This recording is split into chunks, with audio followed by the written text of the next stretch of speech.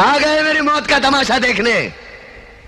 अब मुझे लटका देंगे, जुबान ऐसी बाहर आएगी, आंखें बाहर आएगी, थोड़ी देर लटकता रहूंगा, फिर ये मेरा भाई मुझे नीचे उतार देगा, फिर आप चर्चा करते घर चले जाओगे, खाना खाओगे, सो जाओगे। तुम्हारी ये नामर्दानगी, बुज़दिली एक दिन इस देश की मौत का तमाशा इसी खामोशी से देखेगी। कुछ नहीं कहना मुझे तुम्हें, कुछ नहीं। तुम्हारी जिंदगी में कोई फर्क पड़ने वाला नहीं। अंधेरे में रहने की आदत पड़ी है तुमको, गुलामी करने की आदत पड़ी है। पहले राजा महाराजाओं की गुलामी की, फिर अंग्रेजों की, अब चंद गद्दार नेताओं की और गुंडों की। धर्म के नाम पर ये तुम्हें बहकाते हैं, तुम एक दूसरे के गले काट रहे हो। काटो काटो। ऊपर वाला भी ऊपर से देखता होगा तो उसे शर्म आती होगी, सोचता होगा मैंने सबसे खूबसूरत चीज बनाई थी, इंसान। इंसान नीचे देखा तो सब कीड़े बन गए, कीड़े कीड़े। रेंगते रहो, सड़ते रहो और मरो। आए और गए, खेल खत्म। तो जिए मालूम नहीं, क्यों मरे मालूम नहीं। कलम वाली बाई क्रांति लाना चाहती थी, कलम के जोर पर काले वर्तमान को खत्म करना चाहती थी। कौन समझा उसकी बात को? 7 साले मुर्दे, जिंदा लाशें, किसे जगाती वो? मैं जाग गया, कुछ अच्छा काम करके जा रहा हूं, सुकून है। लेकिन ध्यान में रखना, तुम्हारी ये खामोशी कल तुम्हारे बच्चों के लिए रोना बन जाएगी। ये कानून वाले, वर्दी वाले नेता, इन्होंने अपना ईमान बेच दिया। एक दूसरे को जलाते वक्त तुम्हारा ईमान कहां गया था? भाड़ में।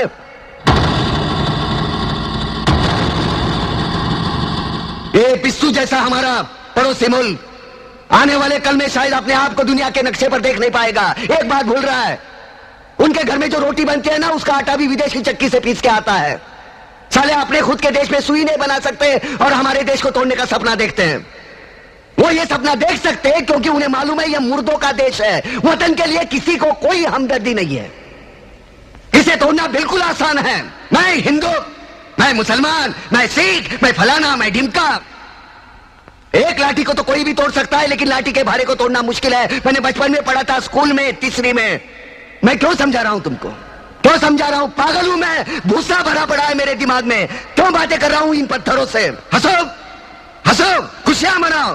क्रांति की राह पर एक और कुत्ते की मौत मरने जा रहा है, कल कोई और मरेगा। हमें क्या?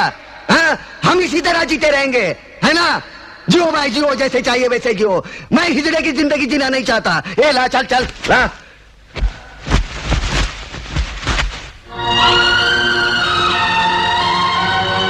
ठहरो, ये फांसी नहीं हो सकती। उन देशद्रोहियों के खिलाफ जो सरकार को सबूत मिले हैं, उससे साबित होता है कि प्रताप ने उनको मारकर देश का उद्धार किया है। इसलिए भारत के राष्ट्रपति ने उसकी सजा माफ कर दी है। ये रहे उसके कागजात।